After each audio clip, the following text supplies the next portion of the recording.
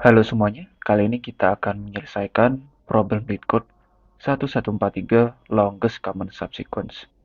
Diberikan dua buah string, teks 1 dan teks 2. Tugas kita adalah mencari dan return common subsequence atau subsequence yang sama yang ada di teks 1 dan teks 2 dengan length atau panjang yang paling panjang. Jika tidak ada subsequence yang sama, kita return 0. Sebuah subsequence adalah potongan satu atau beberapa karakter dari sebuah string, atau bahkan di sini nol ya, nol potongan. Yang itu dia order atau urutannya tetap sama. Jadi kita misalkan punya string ABCDE. A adalah subsequence dari ABCDE. AC juga subsequence dari ABCDE karena dia urutannya sama.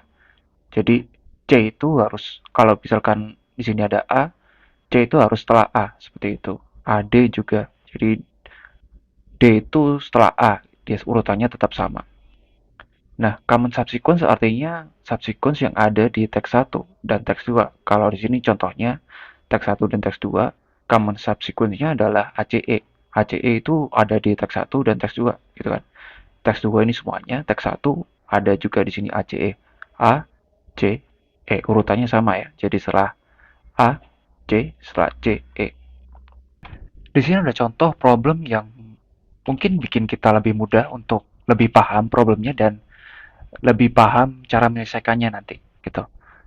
Nah, ketika ada problem seperti ini tuh kita uji dulu brute force-nya seperti apa gitu kan. Kalau dilihat secara kasat mata, common subsequence dari kedua teks ini yang sama yang paling panjang itu ada ini nih. Kalau secara kasat mata aja ya. HCE, HCE. Nah, dia potongan karakter dari teks 1 dan teks 2 sama dan urutannya juga sama. Setelah A, C, setelah C, E gitu kan. Nah, ada lagi kan? Ada lagi misalkan yang lain nih. E. Sama kan di teks 1 dan teks 2, tapi dia cuma panjangnya cuma satu. Nah, ada lagi nih. B. B kemudian E. BE. Itu dia panjangnya 2. Nah, yang kita return tadi adalah yang paling panjang yaitu A, C, E gitu. Adalah panjangnya adalah 3.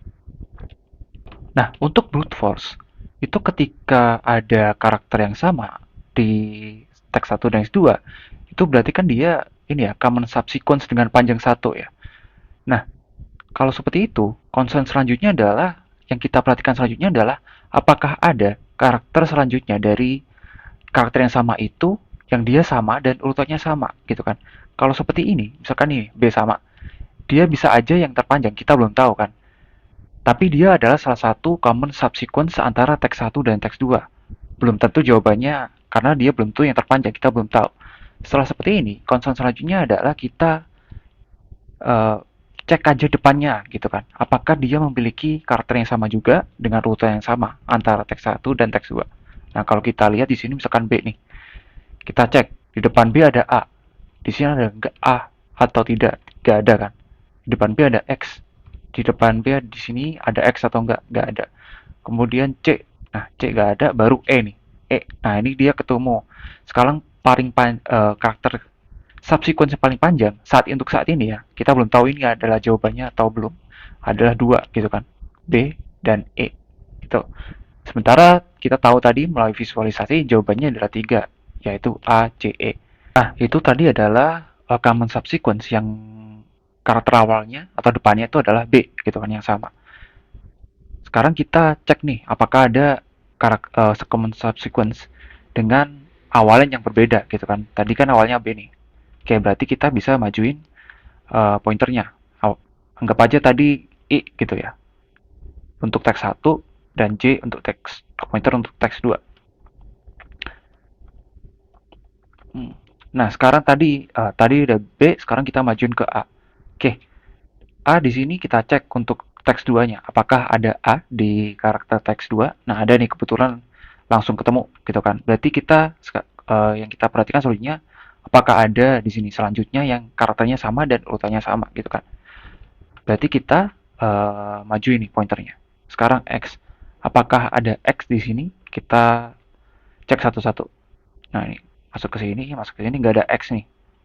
Berarti kita ganti lagi. Apakah ada C di depannya? Nah, kebetulan ada langsung ketemu ya dia ya. Jadi kita bisa majuin lagi nih keduanya langsung. Di depan C, apakah ada berapa karakter dengan urutan yang sama dan karakternya juga sama gitu kan.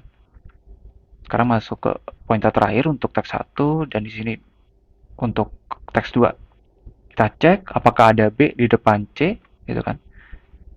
Pointernya di sini belum sama dan baru ketemu nih, sama kan. Pointer I dan J ada sama-sama sekarang di pointer terakhir. Nah, kalau kita lihat sebelumnya gitu kan, waktu kita masih cari B gitu, pointer I dan J itu sudah pernah ke sini kan. Ini uh, kebetulan aja dia terakhir gitu. Kalau misalkan ada banyak di sini subsequent yang sama, itu berarti kita mengulangi komputasi yang sama berulang kali kan. Jadi ketika I dan J di sini udah pernah nih pointer sebelumnya masuk ke sini udah pernah gitu kan. Nah, untuk ini supaya kita tidak mengulangi komputasi yang sama berulang kali, itu kita perlu cache ya.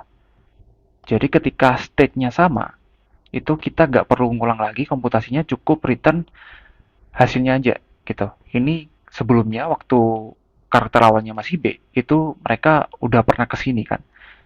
Kita nggak perlu ngulang lagi, kita return aja nih. Nah, untuk cache ini, itu kita bisa menggunakan namanya Dynamic Programming atau DP. Mungkin contoh yang lebih make sense untuk demonstrasikan DP ini kalau kita ganti contohnya ya. Jadi di sini B, C. Nah, ketika gini, come subsequence-nya yang panjangnya 3 itu ada dua. Ada B, C, E sama A, C, E. Nih, A, C, E, B, C, E gitu. Nah, kita bisa return, nggak penting sih return yang mana kita return, kita cuma concern panjangnya aja yaitu 3. Jadi misal sekarang kita di B dulu nih, gitu kan. B untuk awalnya. Nah, sama kita cek satu-satu setelah B di sini apakah ada subsequent yang sama, yaitu karakternya sama dan urutannya juga sama, gitu kan.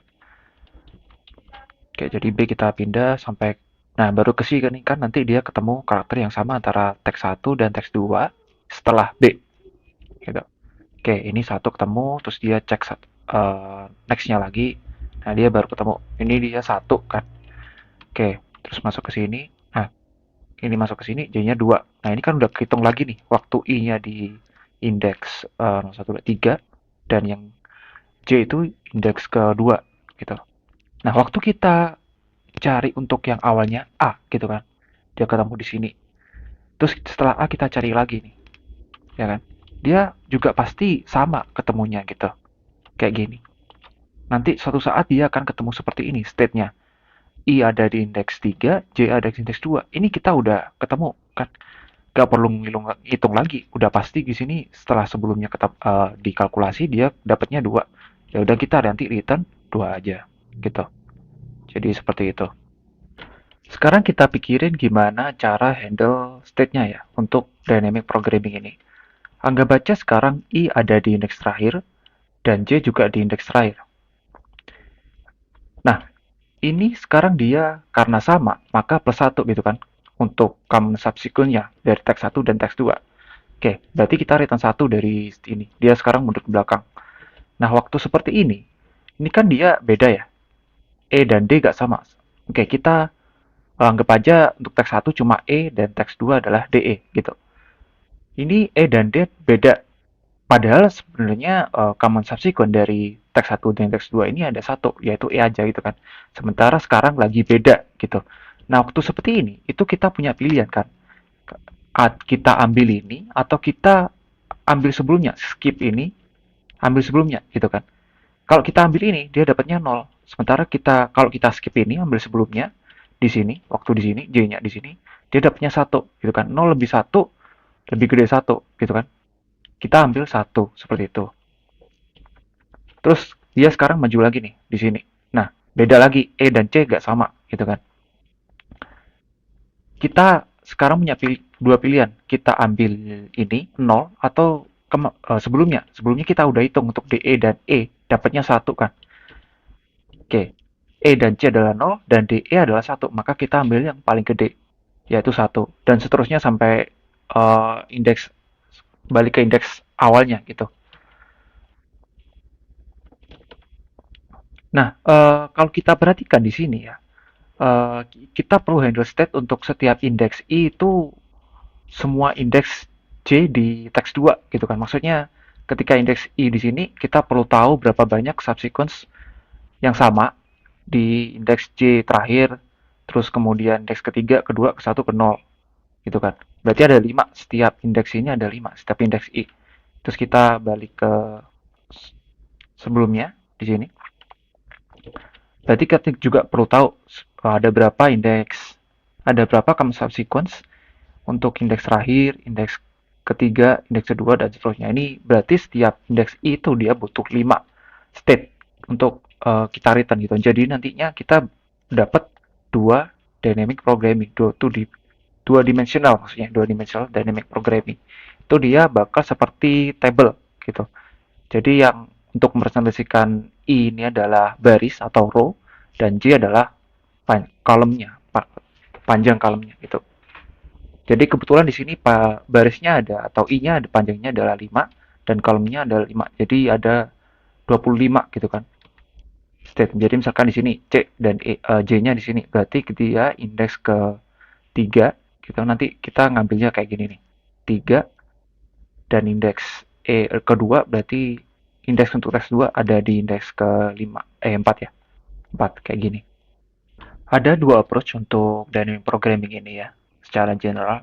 Yang pertama ada top down atau dari atas ke bawah gitu. Jadi kita mulainya nanti dari indeks 0 gitu. Dan bottom up atau dari bawah ke atas. Nah, kalau ini bedanya, simpelnya bedanya antara top down dan bottom up. Kalau top down itu mulai dari indeks paling awal. Kalau bottom up itu dari indeks terakhir gitu. Secara general itu uh, bottom up bakal lebih efisien ya in terms of memory dan juga waktu eksekusinya nanti. Walaupun secara time complexity itu dia sama gitu. Karena untuk top down itu dia bakal pakai recursion, fungsi rekursi macam ini ya, depth first search untuk tree gitu. Nah, dia obviously dia pakai bakal nambah memori di stack kan gitu. Sementara untuk bottom up itu dia cuma pakai kita cuma perlu dua for loop aja gitu.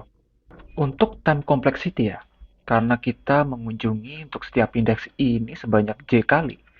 Kalau kita anggap teks 1 panjangnya adalah M dan teks 2 panjangnya adalah N, maka time complexity-nya adalah M kali N gitu. Sementara untuk space complexity-nya juga sama, nanti karena kita butuh table sebanyak barisnya M dan kolomnya N, space complexity-nya juga sama, M times N atau M kali N. Untuk kodenya kita declare beberapa variabel, yaitu untuk panjang teks 1 dan panjang teks 2. Di sini M dan N ya. Jadi M adalah panjang teks 1, kemudian N adalah panjang teks 2. Juga kita perlu declare ini ya untuk tabelnya atau DP-nya, yaitu sebuah dua dimensional array karena kita dapat dua dimensional dynamic programming. Jadi min1 ini untuk kolomnya kita gunakan sebagai kalau dia itu belum dikunjungi, jadi min1 dulu. Jadi panjang kolomnya adalah N dan kita ulang sebanyak M kali. Nah, untuk top down itu berarti kita butuh function ini ya, untuk recursion-nya, gue kasih nama DFS atau depth first search. Kita perlu state atau argumen I dan juga J gitu kan. Nah, base case-nya adalah ketika salah satu pointer ini dia udah out of bound atau keluar dari array-nya. Jadi ketika I adalah panjangnya M atau J-nya adalah panjangnya N, kita return 0. Nah, ada lagi supaya kita tidak menghitung berulang kali. Artinya state I dan J udah kita kunjungi sebelumnya. Berarti ketika DP I dan J itu tidak sama dengan min 1. Nah, dia berarti udah dikunjungi. Bisa jadi 0 atau 1 atau 2 nanti nilai. Jadi kita return aja DPIJ. Nah, ada beberapa skenario ya. Yaitu yang pertama adalah ketika dia sama gitu. Jadi teks 1 dan teks 2 karakternya sama nih. Berarti kita kan majuin semua kan pointernya. Jadi state sekarang itu adalah majuin semua pointernya. Jadi I plus 1, J plus 1. Jangan lupa plus 1 kalau dia menandakan karena sama berarti dia sama kan plus 1 gitu. Nah, Atau kalau beda, berarti kita punya dua pilihan ini untuk DP I dan J-nya. Kita ambil nilai maksimum dari kita skip ini ya J-nya, jadi kita nggak ambil, kita ambil setelahnya J plus 1, atau kita ambil kita skip I-nya, jadi kita ambil setelah I-nya, setelah I sekarang itu I plus 1 kan, berarti kita skip I-nya, J-nya kita J masih sama gitu. Nah, ini bisa kita return DPI J-nya karena kita udah set di dua skenario ini, yaitu sama dan tidak sama gitu. Kita bisa return functionnya kalau kita jalanin. Oke, accepted. Kalau kita submit sekarang, ya accepted ya. Oke, sekarang kita bakal tulis kode untuk approach bottom up ya. Jadi kita hapus dulu ini semuanya. Dan bottom up itu dia dimulai dari paling belakang. Min 1 untuk I-nya sampai 0, dia mundur min 1. Sama untuk J-nya, dari N1 sampai 0, dia mundur min 1. Oke, ada dua skenario tadi, kalau kita ingat, yaitu teks 1i itu nilainya sama dengan teks 2j gitu. Berarti state sekarang, karena kita nggak pakai function recursion, berarti kita ambil ini ya, next state setelahnya gitu. Jadi kan maju semua pointernya nih, i plus 1, j plus 1. Plus 1 karena dia sama kan teksnya. Kemudian kalau beda, kita punya dua pilihan nih. Jadi max dp kita ambil i-nya, j-nya kita skip, atau kita skip i-nya, j-nya kita ambil gitu. Nah, kalau kita perhatikan di sini, kalau misalkan kita i dan j ada di indeks terakhir, ketika plus 1 itu dia bakal out of bound ya, atau keluar dari array. Maka di sini kita perlu n plus 1 gitu, supaya nggak keluar dari array-nya gitu. Nah, waktu keluar dia indeks terakhir, gitu kan, misalnya indeksnya kebetulan sama nih, dia dapatnya min 1 plus 1, jadi 0 kan, sementara yang kita mau adalah 1 gitu. Jadi untuk nilai awalnya itu kita bukan set min 1, melainkan 0. Jadi nanti supaya dapatnya 1 gitu loh. Oke, kalau udah berarti kita bisa return dp 0 dan 0. Kalau kita jalanin, dan kalau kita submit, ya secara ininya eksekusi time-nya lebih cepat ya. Walaupun time complexity-nya sama kayak approach top down tadi. Oke, sekian penyelesaian problem kali ini. Terima kasih, thank you, and see you next time.